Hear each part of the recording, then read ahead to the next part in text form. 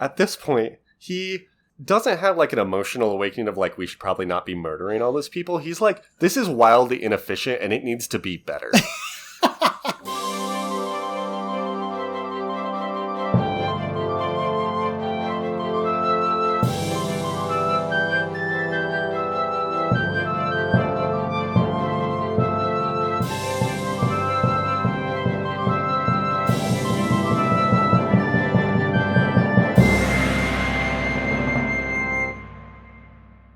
Hello, welcome to the Tabletop Travel Guide, the podcast where we explore fictional worlds and civilizations right from the comfort of our own table. I'm Ryan.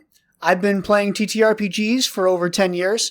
I am currently GMing a Pathfinder campaign, and I'm playing in a Starfinder campaign. And hey, I'm Tyler. I've been playing TTRPGs for over 10 years as well. I'm currently playing in 2 Pathfinder campaigns, and I'm a GM for a 3rd. Yeah. So last time, Tyler, we talked about Taldor. Yes. And before we kind of go into our next topic, I do want to first talk about our favorite topic, our favorite segment, things that we mispronounced. Yes. So last time we were talking about the Talden city, province, settlement, whatever. Yeah, whatever. The one in Tianjia. It is called and pronounced Amanandar. I think we said it was Amanandar. I think we added a couple. I think we said Amandandar. I don't know. It's a tough one. So Amanandar. Yes. We missed several of the A's. We had an extra D. It was a whole thing. We made it work. Yeah. And that was it, right? Yeah. As far as we know, we only mispronounced one big long name. So I think that's it. Yeah.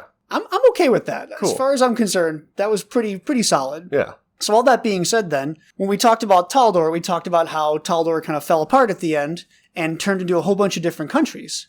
So what do you have for us today? Because I think it's going to be one of those countries. Yeah, that's a great point. The topic we're going to be talking about today is the country of Galt. We talked actually a little bit about Galt in the first episode. It was kind of one of the little teasers of our charcuterie board. Right, the poorly set up metaphor of the charcuterie board, yes. Always great. So Galt was explored, in our quote-unquote explored by Taldor all the way back in 37 AR. So we're way back. Yeah, so this is, well over 4,700 years ago. Yes. This is almost 5,000 years ago that Galt first got explored. Yes. And honestly, not much was really written about Galt before its bloodier times. So while it was a province of Taldor, there's only a couple paragraphs of description of it, but it kind of seemed like a Renaissance area. It, had some brilliant artists, some romantic brigands, some philosophers.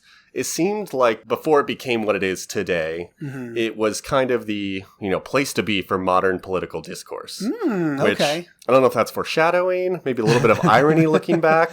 Right, but it's not such a bad place so far. Yeah.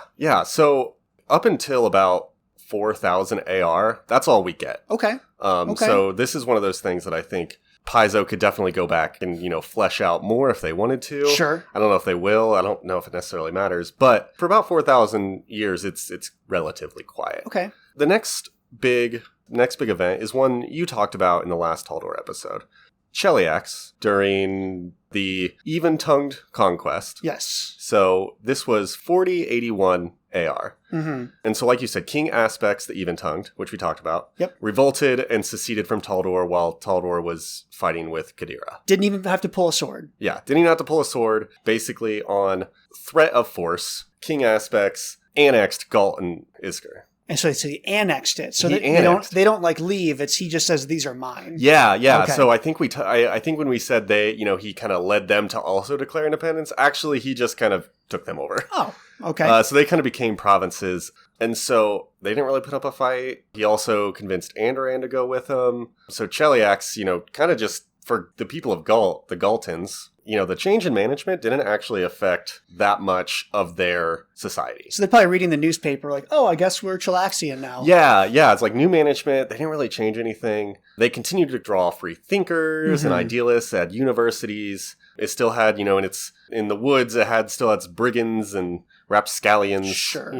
Very, very poetic and kind of, I wouldn't say idyllic, but a good place to be. Yeah. A nice place to, if you're interested in market of free ideas. Sure. Everywhere's got a little, nowhere's perfect, but probably pretty reasonable. Yeah. One aside, which, as I was reading this, kind of found interesting, is that I never realized that Chiliax was not always a fascist dictatorship. Well, yeah, they certainly have that place in the current lore of the big bad evil empire, but sure, they weren't always the big bad evil empire. Yeah, for me it was kind of cool to learn that, obviously, as long as Pathfinder, the role-playing game, anytime you're playing in the current timeline, no matter when it is, it's Chelaxians, a bunch of devil worshippers. Right. But the fact that they weren't for a long time is actually kind of interesting, and I think I said in the first episode that, like, oh yeah, they went from bad to worse under the new management, but they actually went from pretty fine to very bad. That makes it way sadder now that I know that. yeah,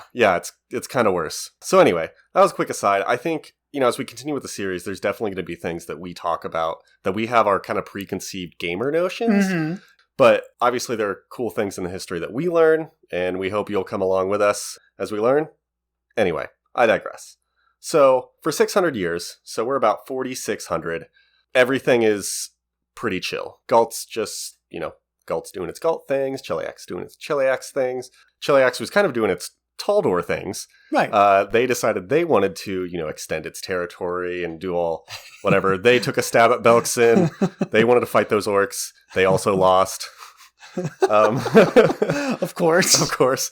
Everyone is realizing that the wall of orcs up in the north is not a good place to be. At least they're consistent. Yeah. Again, for Galt, they don't care. They're doing their thing, right? They're just a province, whatever. We don't really want to go too much into the detail of what Cheliax is doing. We'll get to that in the Cheliax episode. But one of the biggest kind of sparks that ignites what Galt will become happens as a direct result of an event in Cheliax. In 4600 AR, our friend of the pod, Aridin. Friend of the pod. Who died. And apparently... Rest in peace, R.I.P. Aridin. And, affected Taldor. While they were on their exploration, it also affected Cheliax, because in Cheliax's mind, they thought they were the ones to inherit Aridin's, Age of Glory. Oh, okay. Yeah. So apparently everybody in Avastan's just like, cool, Aridin's going to protect me in particular for whatever reason. Obviously, that didn't happen. And when Aridin died, Cheliax just kind of fell into a civil war. They had their, they thought, just like Taldor, they had got at their back. Sure, right? Sure. And so when that happened, they're just like, crap, I'm the leader now. And then everyone's like, I'm the leader now. So it turns into a pretty bloody and fractious civil war that lasted for 3 decades. Brother turned against brother. Leaders would attempt to rise to power with promises of security, only to get murdered by other leaders. It was ravaged by disease because, chaos, people aren't... I feel like I've heard this story once before. Yeah, it's we're seeing a lot of parallels. When an empire gets a little bit... When an empire's entire country mandate is based on a god who currently dies, things tend to go bad. Okay, yep. So after decades, people are getting desperate. Nothing's happening. The Civil War, no one's gaining power. No one's kind of risen above it. It's kind of anarchy. Yeah. So... there's a noble house called House Thrune, and who is led by Abigail Thrune. She decided, you know what? The best way to end this is to sign a pact with Hell to end the fighting. Sure. Which worked. They sign a pact that they would be under Hell's leadership, and Hell was like, cool, yeah, we'll take your souls. Here, have some devils as your army, and have some devils as your advisors.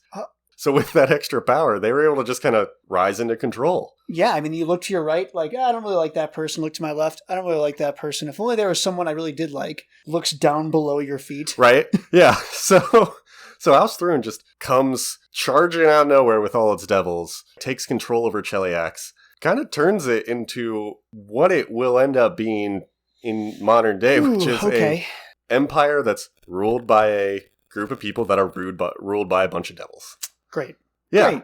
Great. The Civil War ended in 4640, so again, about 30 years. 4640, okay. And for about 20-ish years, give or take, things kind of simmered and got bad. Right. At this point, it had provinces in Isker and Galt and Andoran, and people realized, I don't really want to be ruled by a bunch of blasphemous devil worshippers. Literal devils. Yeah. And things got really bad when Cheliax decided, hey, our state religion is now diabolism. Ah. Yes. And our patron deity is Asmodeus. Okay, and so for those people who don't know who Asmodeus is, he is the... I mean, he's a lawful evil devil. He's in charge of hell, right? Yeah. Yep. Charge of hell. So, not great when they're going around, I mean, like, all the provinces, here's our deity now. And everyone's like, I'm sorry, what now? Feels like that would be a bit of an issue for many people. Yeah. When Cheliax was like, we demand, renewed fealty from all the provinces, and we demand those people also worship our leaders, which is Asmodeus and devils. Again, people got kind of pissed. Galt, free market of ideas. A man named Dari Jubanik. Okay. He issued a series of broadsheets, which are kind of like newspapers, called On Government. Oh, no. And yeah.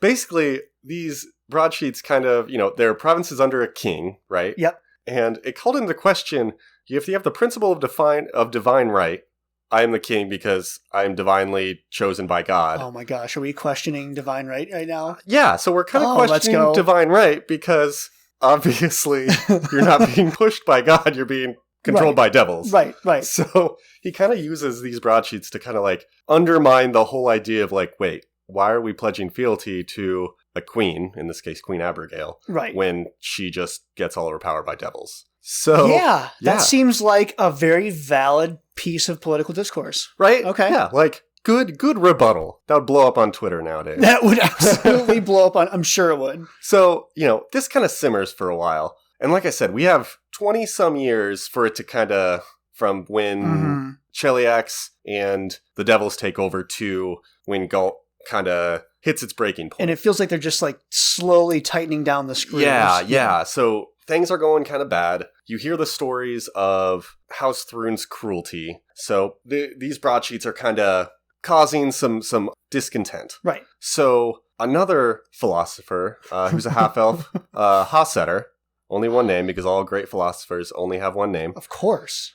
So he took that kind of feeling and the resentment even further and released Imperial Betrayal. So we're not even trying to hide it now. Yeah, no, at this point, it urged common folk to take up arms for their ideals. Yep, I love it. This idea spread like wildfire. I love it. Between, like I said, the tales of the cruelty they had, we need to stand up for our ideals because Galt, again, was kind of the place to be for free thinking. Yeah. So they're like, we're going to stand up to this. So it was made a nice, neat powder keg that was ready to blow at any given point. Yeah, so soon dissent turned to rebellion turned to full revolt, and in 4667 AR, they declared independence. Let's go. So they started a revolt, tens of thousands of Galtans. They answered the call for Imperial Betrayal that Hossetter made, and they formed up mobs and basically ran through the Chelish nobles. Let's go. So we're at full, the equivalent, full French Revolution, starting the kind of reign of terror. Right. We're going to go, anyone who might even be remotely associated with a noble is on the list. Mm-hmm. Yeah, so it's at this point that Hossetter and Jubanik, and along with a couple other heroes of the people, they formed the Revolutionary Council. Yes. Oh. So, the Revolutionary Council. Never call something a Revolutionary Council. Call it there. This is the new government. Remember in the first episode when I talked about the guillotines that steal your soul? Yep. Known all around Galt. Yes. This, at this point, is where they make their appearance. Because one of the first acts of the Revolutionary Council was to commission these final blades. So what was that meeting like? Like, the 10 people are, like, around a table, and it's like, yo, I know we have these issues with these nobles, but I'm worried about them coming back to life again? Yeah. Weirdly enough, they didn't start out with the idea of, like, hey, let's just ruin people's souls by keeping them. I was going to say, okay. Yeah. So you have citizen Marjorie Santrain, who is the architect of the guillotines. Uh-huh. And her reasoning behind them were not super evil. So she's quoted as saying, they will bring a swift and humane end, offering no escape through the magics of resurrection. There it is, yep. And furthermore, keeping even the vilest Galtan's soul from falling into the clutches of a Chelish devil. Oh, yeah. Okay, because devils, like, eat souls. They eat souls. They, like, they contract with souls. So they're in their minds, they're like, okay, our leaders follow devils. If we kill people, that's just giving them more power. Yeah, okay. So their thought was, yeah, let's just have this thing steal the souls. And obviously only the people who are going to deserve it are going to be in the final blades, clearly. We would never use a weapon on someone undeserving. Yeah. So it made sense to be like, yeah, let's keep their souls from being resurrected and let's keep their souls out of these filthy devils' hands. Yeah, okay. So, I mean, maybe not an evil pitch. Yeah, not a great pitch. You're still making something that murders people. But like, you're like, in terms of quick to death, like guillotines are pretty efficient. Also, like, you're a revolutionary council. Like, you're gonna crack a couple eggs. Yeah. You're not gonna get out of here with no bloodshed. Right, okay. Of course not. So, again, while they had good intentions for the Revolutionary Council, soon what they had kind of spiraled out of control. Who could have predicted? The people's, originally Galt has a love of life, and that soon turned into a thirst for blood. Anyone who criticized the council were called Chelish sympathizers. Again, 20 minutes ago, we were like, no one who deserves it will end up in these blades. And then anybody's like, I don't think this is right. They're like, you devil worshiper. Maybe we should have French toast for breakfast. You Chelish sympathizer. How dare you like the French toast? Yeah. Relatively quickly, like all the leaders kind of, at the beginning they had the United Front. Like, we're the Revolutionary Council. Right. We're saving Galt. Very quickly it turned to infighting and paranoia. And now everyone's kind of worried. Outside people are trying to challenge the leaders and, become the new leaders. So this Revolutionary Council lasts 5 years. It makes it a whole 5 years, which, that's more than a presidential term, so that's true. It's not horrible. Yeah. If at the end of a presidential term, the previous leader got its head cut off, that's what happened here. Okay. 5 years after, Hossiter was executed in his hometown, and Jubanik fled. He's like, oh no. And he fled to Andoran. And with the two kind of moral compasses of the revolution gone or dead, things kind of spiraled. Yeah, so you don't have Andoran, or you don't have Aridin. Yeah. You don't have your leaders. No. Oh boy. Yeah, things kind of spiral. With that, it's been 50 years, and how things have kind of come over the 50 years. 50 years? Yeah, things happened. Oh no. So let's talk a little bit about how Galt worked over the course of that 50 years. Oh, because with any sort of revolution, there's not a good through line of story of what's happening, right? Right. It's all very chaotic. Everything's chaos. So we're going to talk about the different arms of the government. Okay. What's left of it. We just talked about the Revolutionary Council. Yep. This changes every few years. No one really makes it that long. Over a dozen councils have been put in power since the initial revolution. And they don't go into, like, timelines. Things get lost to history. Some show up and then just immediately die. Right. But they kind of call out a few notable ones. Right. Throughout. Right. Over the decades, we had there's one called the Kalian Council. So they're not all Revolutionary Council. They all kind of have their own names. Well, you got to spin it somehow. You got to spin it. Right. Yeah. We're not the same people. We're not the same people. Yeah. This one was run by Durgan Rain. That's a sweet name. Right? And he believed that absolute change was the only path to prosperity. No. Instead of, like, calming down the, mob or whatever, he decided we're going to change the alphabet of the common language and change the names of the days of the week. What? Yeah, because we need to change everything to be prosperous. As my first act, we no longer use the alphabet. Yes, we use a different alphabet. Makes perfect sense. He did that, and then he also declared martial law and mandatory conscription. Because why not? If you don't have an alphabet, you might as well have You have to enforce those alphabet restrictions. That makes sense. Yeah. That actually makes more sense than the changing the alphabet part. That's fair. So ironically, he got ousted by his newly trained soldiers. Who could have predicted? And that, went up, went down, they're dead. I need my orders written on my desk. Wrong alphabet! One of the other ones they talked about was the Common Council. This council believed that anybody with a political background was unqualified to be on the council. Sure. Instead, they brought farmers and beggars onto the council. Sure. It doesn't say how it ended, but I imagine it didn't last long. Well, there's an enormous depth of knowledge to beggars running your government. Yeah, your government. in a government that's notably bloodthirsty. So. Sure. Yeah. None of these have timelines. Later, we talk about one that's been over for a decade, so nothing more than 10 years. I can't imagine the Common Council lasted more than 2 weeks. They got to the table all right, so who here knows how to balance books? None of us know how to count money? Crap. Show of hands, who can read? Okay, great.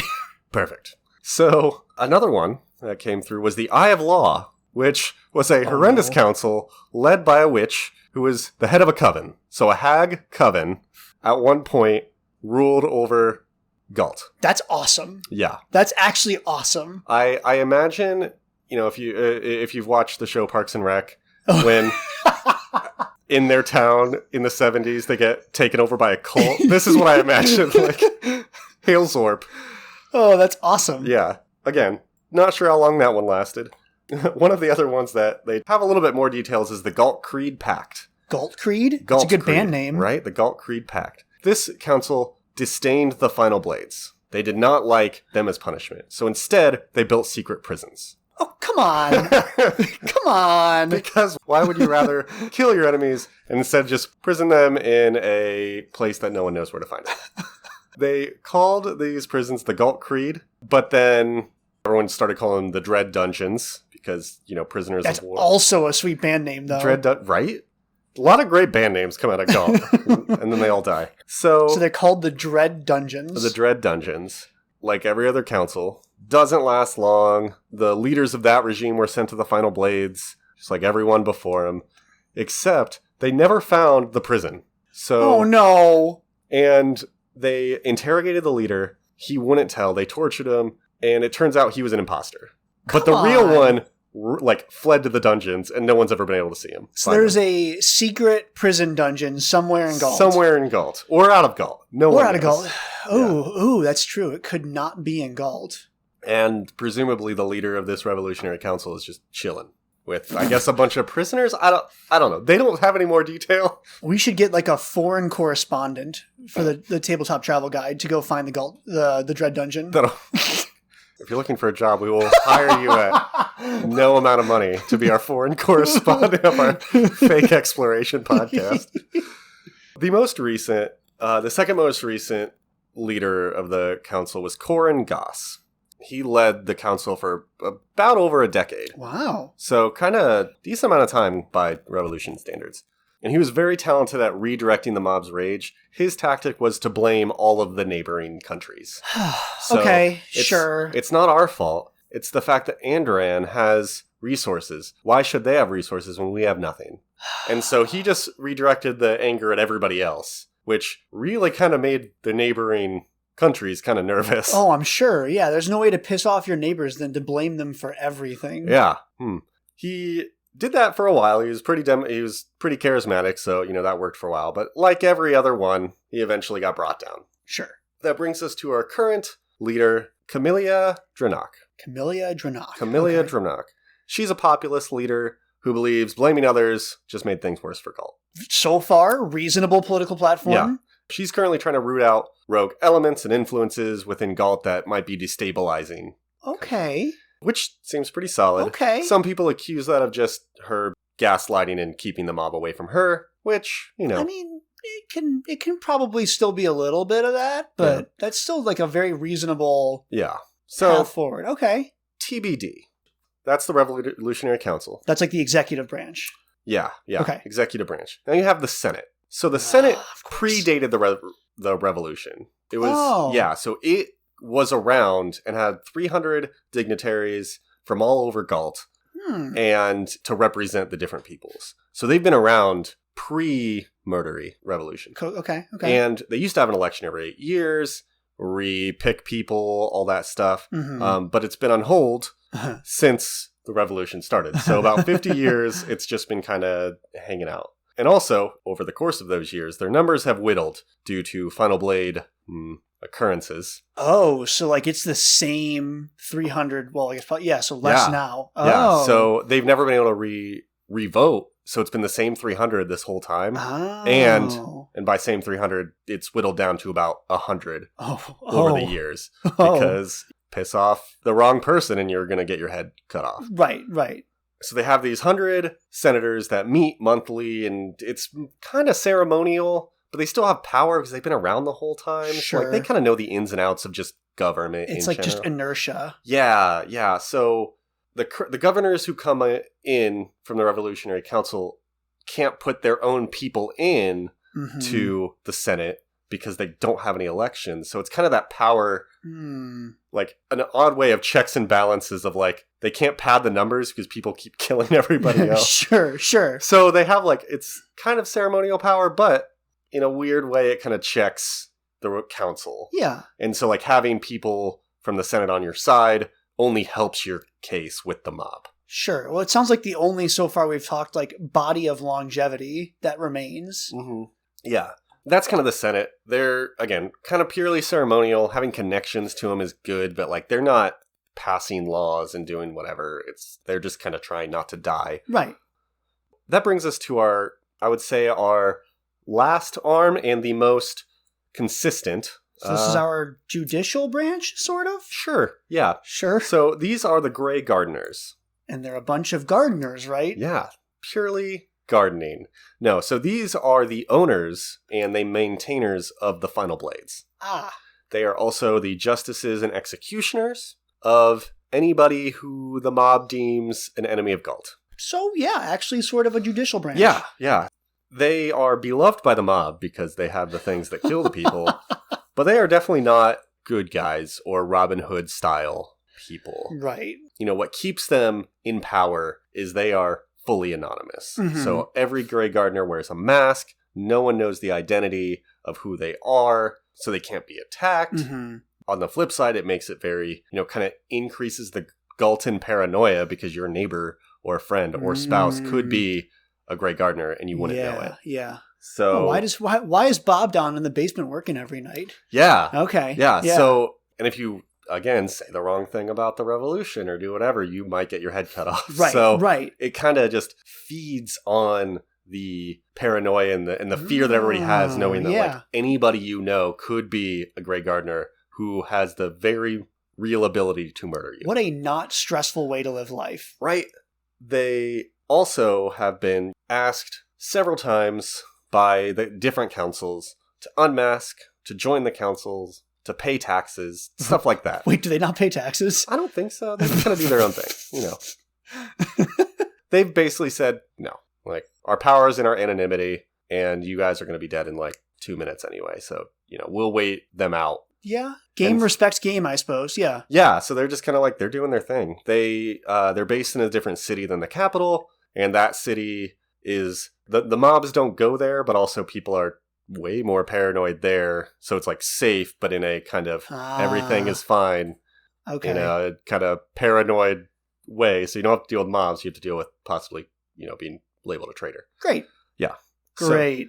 So the Grey Gardeners have been here basically from the beginning, and their power structure really hasn't changed. They have the anonymity. They have like all the kind of guards and warriors. They have the Final Blades. The mobs aren't coming after them, right? Because they're the ones kind of, anytime the Revolutionary Council, somebody's got to cut off their heads, and it's Grey Gardeners. Sure. So they're a little bit of like the hand behind the scenes a little bit. Yeah. Okay. They're the hand. So where are we at now? We've kind of talked up to the Revolution. Right.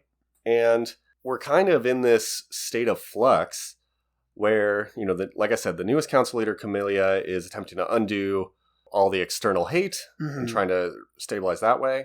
The Gardeners are still doing their Gardener thing, having, recently executed the most recent Revolutionary Council. But things kind of might be changing. There's a 2nd edition adventure. So remember, we're in Pathfinder 2nd edition at the moment. Yep. And it's called Night of the Grey Death. So we are not going to spoil it here, because if you want to play it, go play it. We will have a bonus spoiler episode. Yes. The spoiler travel guide. Yes. Where we talk about events of that adventure because it has kind of large ramifications on Galt as a whole. Right. It's relevant to like our perception of the nation, but we don't want to spoil. Yeah, exactly. Yes. But without going into spoiler, we might be at the end of the death spiral of Revolution. Okay. It seems like there might be a little bit of light at the end of the tunnel, and Galt is kind of at a crossroads. Do they continue down the spiteful petty for petty murder, or do they grow from here? So it's kind of interesting. Yeah, there's not too much history. Like I said before, you have 50 years of chaos, and now things might change. Yeah, and when 50 years is a lot, and it's bad, but it's not. It doesn't feel like Galt is truly defined historically by the chaos. Yeah, they could, definitely come back. From here. Nice. Yeah, so that's kind of all I got for Galt. It's short, sweet, and bloody. Short, sweet, and bloody. Oof. Yeah, no, that was interesting. That's super interesting. Yeah. Because Galt, like we talked a little bit about like perceptions previously. Like, yeah, I felt like Galt was just revolution, but there's a little bit more there. There's a little bit of nuance. Not a lot of nuance, but a little bit of nuance. Cool. Yeah. Well, from there, I think we'll take a little break, Tyler. We'll talk about some characters and campaigns, and then we'll get a final rating. That sounds good. All right. Okay, Let's we'll go. be right back.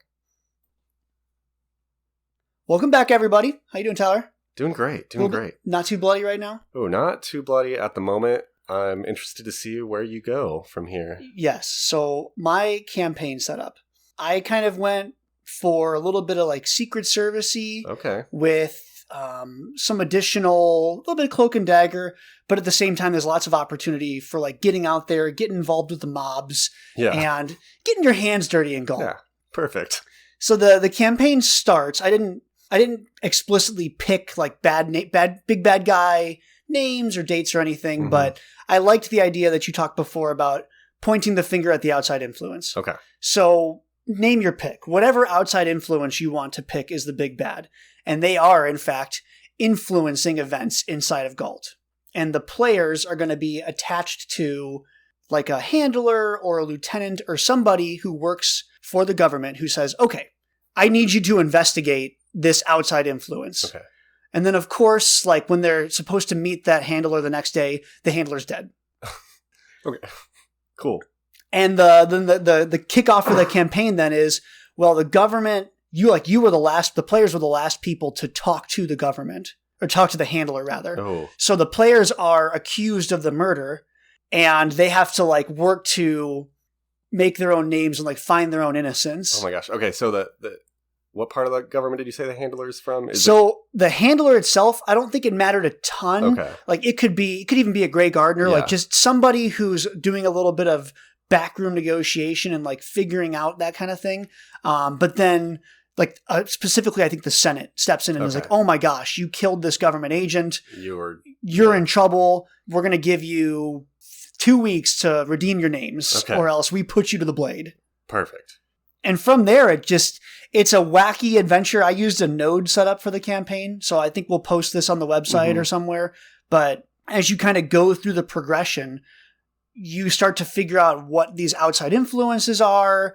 You maybe follow somebody. You eventually find like the person who committed the murder, but then that murder themselves is, of course, like a front for the big bad evil guy. Yeah. And it's just got a lot of room to snake your way through Galt and all the revolutionary fun that's occurring there. I kind of like that. Because you kind of deal with everybody while avoiding the thing that everybody's trying to avoid. Yes. Which I think is a great final worry of, oh no, like we're going to die by the blade if we don't figure this out. And one of the important parts that I have notes written in here is all throughout the campaign as the GM, you have to talk about all of like the brochures and the documents and like the revolutionary press going on in the streets. Ooh, okay. With the expectation that like I envisioned this really cool like middle, like the crescendo of the story arcs of like slow like rising action and then the first crescendo and then back down in the second final crescendo.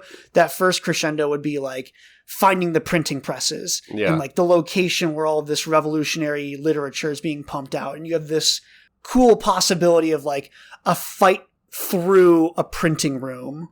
Nice. And like all the different technology and stuff that might happen in Galtian revolutionary press. Okay.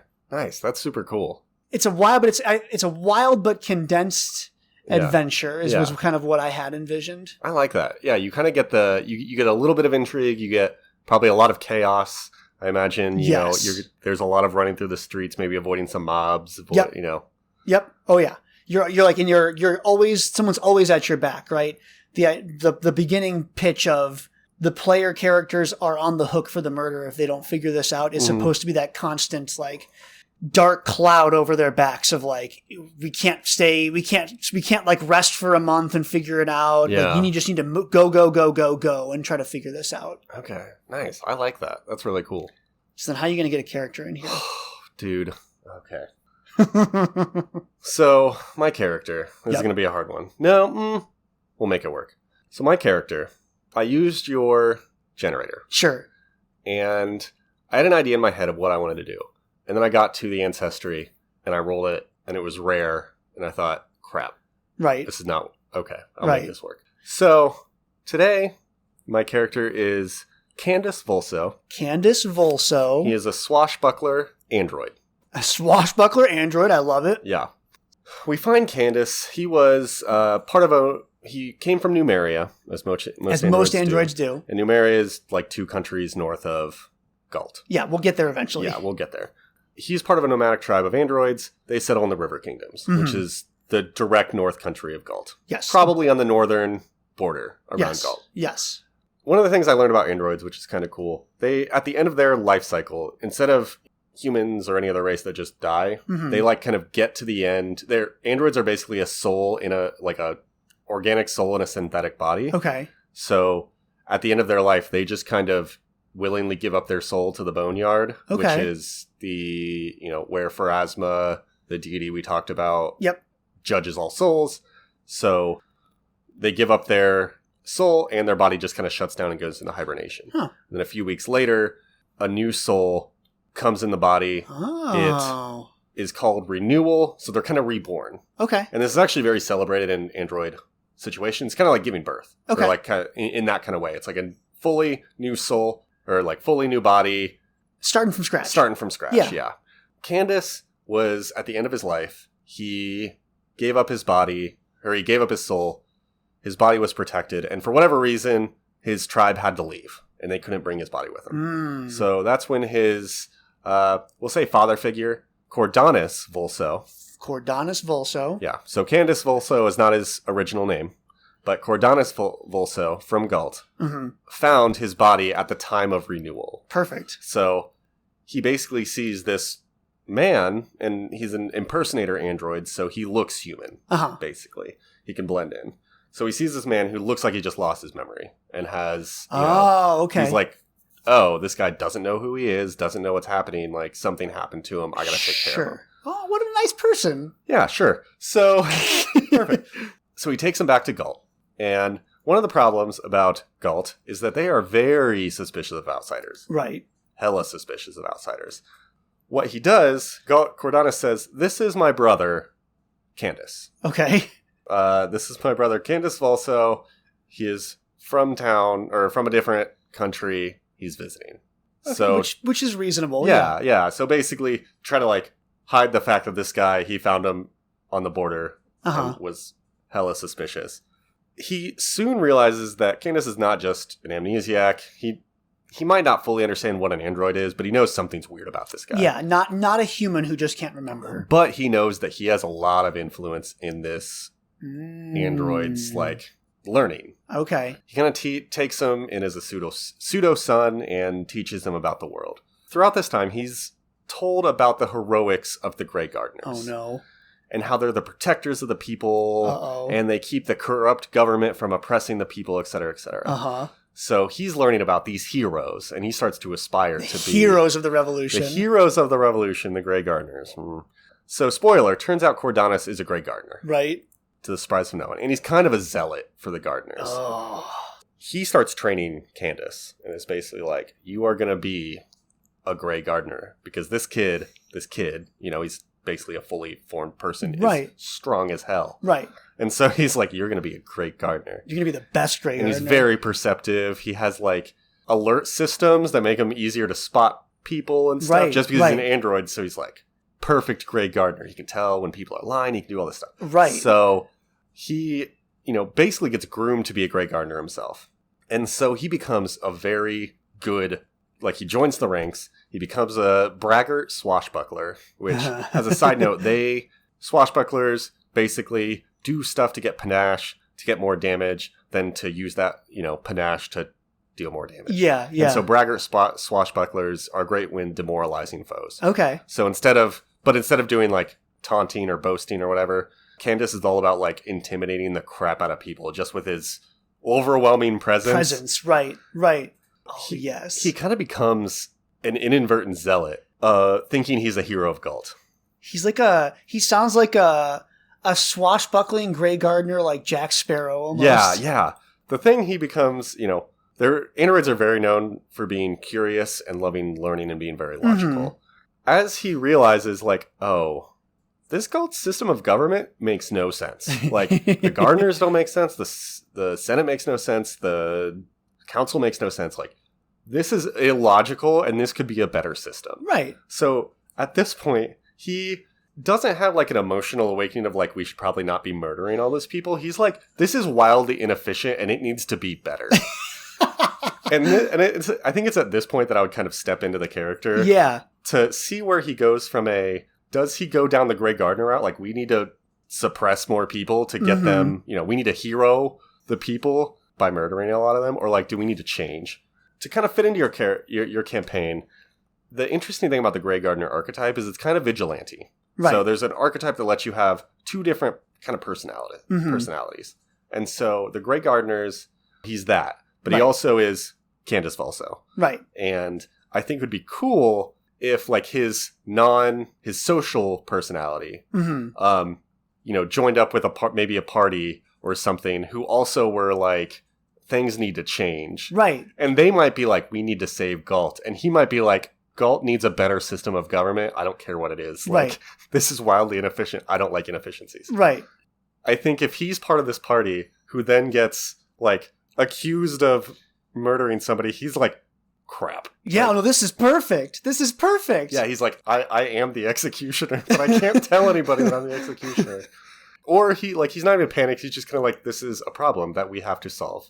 Right. He might be going through all this stuff, knowing that, like, oh yeah, the Grey Gardeners are like the bad guys, but he's like, I don't know, they seem like they might have good ideas. I'm going to follow this through, and if they don't have a great idea, I'm just going to kill them at the end anyway.